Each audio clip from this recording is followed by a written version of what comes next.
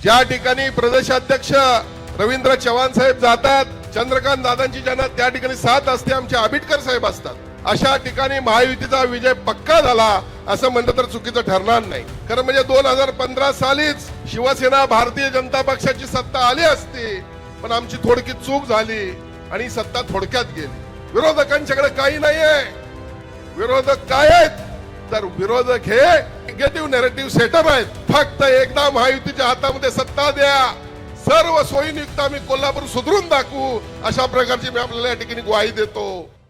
खरं म्हणजे आपण गेल्या काही दिवसांमध्ये पाहतो, ज्या ठिकाणी प्रदेशाध्यक्ष रवींद्र चव्हाण साहेब जातात, चंद्रकांत दादांची ज्यांना त्या ठिकाणी साथ असते, आमचे आबिटकर साहेब असतात, अशा ठिकाणी महायुतीचा विजय पक्का झाला असं म्हणलं तर चुकीचं ठरणार नाही.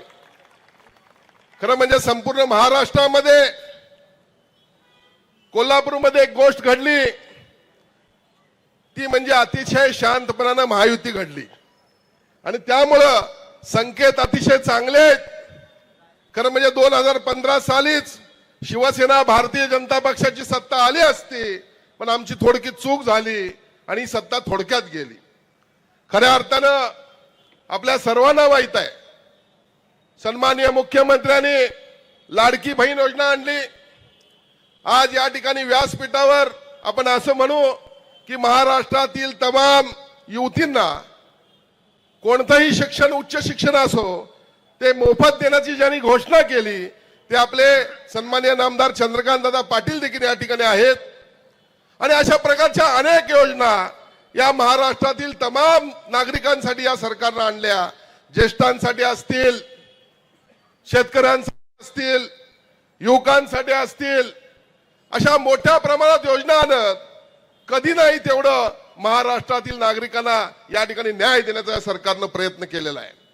आणि म्हणून सन्माननीय पंतप्रधान नरेंद्रभाई मोदींच्या माध्यमातून देशाला स्वातंत्र्य 1947 साली मिळत असताना सन्माननीय पंतप्रधानांनी 2047 साली हा देश महासत्ता म्हणून नावावर रूपाला आला पाहिजे अशी एक प्रकारची एक शपथ घेतलेली आहे. त्यासाठी आपण काम करत आहोत. देशामध्ये अनेक विकासाची कामं सुरू आहेत, राज्यामध्ये अनेक विकासाची कामं सुरू आहेत, आपल्या कोल्हापूर जिल्ह्यामध्ये देखील अनेक विकासाची कामं सुरू आहेत. कोल्हापूरचं विमानतळ पाहावं, कोल्हापूरचं रेल्वे स्टेशन पाहावं, कोल्हापूरचा रंकाळा पाहावा. अहो, ज्यांनी नुसत्या थापा मारल्या की कन्व्हेन्शन सेंटर आणतो गेले 30-35 वर्ष ज्यांनी राज्य केलं, त्यांनी कन्व्हेन्शन सेंटर आलं नाही, तर ते सन्माननीय मुख्यमंत्र्यांनी 300 कोटीचं कन्व्हेन्शन सेंटर या कोल्हापूरसाठी मंजूर केलं. रंकाळा बदलतोय. अनेक गोष्टी गेल्या काही दिवसापूर्वी 100 कोटीच्या माध्यमातून, रस्त्याच्या माध्यमातून आमच्यावर टीका करण्याचा प्रयत्न झाला. पण बांधवांनो, माझा त्यांना प्रश्न आहे, गेल्या 3 महिन्यामध्ये सन्माननीय पालकमंत्री प्रकाशजी आबिटकरांच्या माध्यमातून सातत्यानं मॅरेथॉन बैठका घेतल्या, महापालिकेच्या अधिकाऱ्यांना जाग आणली आणि आज जर पाहिलं तर आज शहरातील रस्ते सुस्थितीत आपल्याला दिसत आहेत. अनेक गोष्टी आपल्याला करायच्या आहेत. हद्दवाढ हा विषय महत्वाचा आहे. शहरातल्या आयटी पार्कचा अंतिम टप्प्यामध्ये विषय आलेला आहे. पण हे कधी होणार आहे?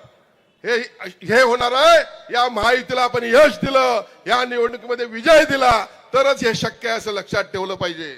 आणि म्हणून अनेक गोष्टी आपल्याला पुढच्या काळामध्ये करायच्या आहेत. आता नव्यानं डीपी येतोय. ज्यांनी डीपी 1998 साली मंजूर केला त्यामध्ये कच्च्या बच्चांसाठी आपल्या काही बघितलं नाही, मूलभूत सोयीसुविधा आपल्याला दिल्या नाहीत, फक्त आपल्या स्वतःचा फायदा त्यांनी बघितला. आपलं कॉलेज कसं वाढेल बघितलं, आपलं हॉस्पिटल कसं वाढेल बघितलं, आपलं हॉटेल कसं चांगलं होईल बघितलं, महानगरपालिकेच्या जागा कशा ढापायच्या एवढं बघितलं. पण बांधवानो, माझी आपल्याला नम्र विनंती आहे बंधू भगिनींनो, की फक्त एकदा महायुतीच्या हातामध्ये सत्ता द्या, सर्व सोयीनियुक्त आम्ही कोल्हापूर सुधरून दाखवू, अशा प्रकारची मी आपल्याला या ठिकाणी ग्वाही देतो. आणि म्हणून आज अनेक नेत्यांना बोलायचं आहे. सन्माननीय चंद्रकांत दादा पाटील असतील, प्रकाश आबिटकर साहेब असतील, सन्माननीय प्रदेशाध्यक्षांच्या माध्यमातून कोल्हापूर आपल्याला कशा पद्धतीनं पुढे द्यायचं हे देखील ऐकायचं आहे. बांधवांना आपल्याला माहित आहे 2019ला 2021ला कधी नाही तेवढा मोठ्या प्रमाणात पूर या कोल्हापूर जिल्ह्यामध्ये आला. कोल्हापूरचे सर्व रस्ते खराब झाले. या आपल्याला आजच्या स्टेजच्या माध्यमातून सांगू इच्छितो की सन्माननीय मुख्यमंत्र्यांनी आम्हाला शब्द दिलेला आहे, कोल्हापुरातले सर्व रस्ते आम्ही आठवू, कोल्हापुरात अंडरपास, ओव्हरब्रिज, कोल्हापुरात विविध रिंग रोड, अशा पद्धतीच्या कोल्हापुरात पुढच्या काळामध्ये मोठा प्रोजेक्ट आपण आणणार आहोत. पूर नियंत्रण प्रकल्प देखील आज कोल्हापुरात येतोय. आज कोल्हापूरची जवळपास 25% जागा ही ब्ल्यू लाईनच्या माध्यमातून व्यापलेली आहे. कोल्हापुरात आज आपल्याला कन्स्ट्रक्शन करता येत नाहीत, अनेकांच्या जागा त्यामध्ये अडकलेल्या आहेत. मी आपल्याला ग्वाही देतो, किंबहुना MRDPच्या माध्यमातून 3800 कोटी रुपये सरकारनं मंजूर केलेले आहेत आणि पुढच्या काळामध्ये कोल्हापूरला पूर येणार नाही हे लक्षात घेतलं पाहिजे. आणि म्हणून आपली कार्यकर्त्यांची देखील आता जबाबदारी आहे, कार्यकर्त्यांची जबाबदारी आहे. विरोधकांच्याकडे काही नाही आहे. विरोधक काय आहेत तर विरोधक हे निगेटिव्ह नेरेटिव्ह सेटर आहेत, किंग आहेत. आपण असं म्हटलं पाहिजे, कुठली तर एक टॅग लाईन आणायची, लोकांना खोळ्यात काढायचं. आता मात्र कोल्हापुरातली जनता गप बसणार नाही आणि म्हणून कार्यकर्त्यांची देखील जबाबदारी आहे. आपलं विजन हे कोल्हापुरातील मतदारांपर्यंत आपण नेलं पाहिजे. महायुतीला मतदान का करा या बाबतीमध्ये आपण मतदारांच्याकडे पोहोचा, एवढी आपल्याला विनंती करतो आणि थांबतो. धन्यवाद. कोल्हापूर जिल्ह्यातील सुझुकीची एकमेव डीलरशिप म्हणजे मोहिते सुझुकी. 16 वर्षांच्या प्रदीर्घ अनुभवासोबत तुम्हाला इथे मिळेल सेल्स, सर्व्हिसेस आणि स्पेअर्स एकाच छताखाली. 18% GST सह विविध योजनांचा लाभ घेण्यासाठी भेट द्या. मोहिते सुझुकी, काळा नाका, कोल्हापूर. मोहिते सुझुकी, उद्यमनगर, कोल्हापूर आणि मोहिते सुझुकी, सानेगुरुजी, कोल्हापूर.